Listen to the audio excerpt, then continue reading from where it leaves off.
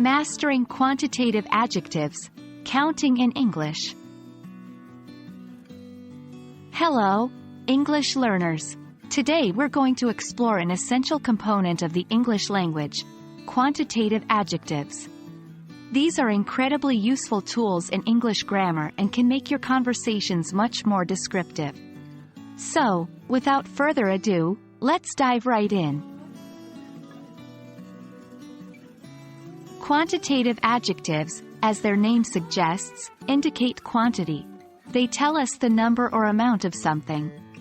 Some common examples include some, many, few, all, or even specific numbers like 3 or 50.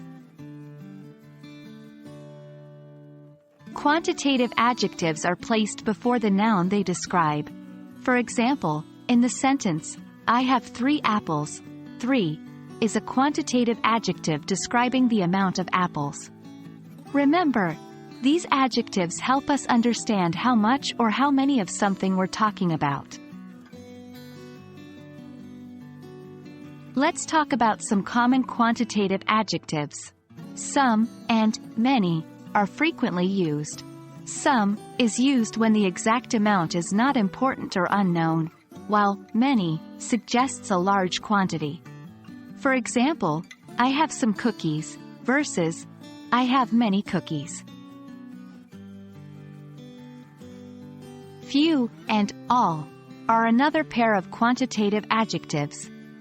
Few indicates a small quantity, whereas all refers to the entire quantity or group. I have few friends in this city versus I have invited all my friends to the party. Numbers can also be used as quantitative adjectives.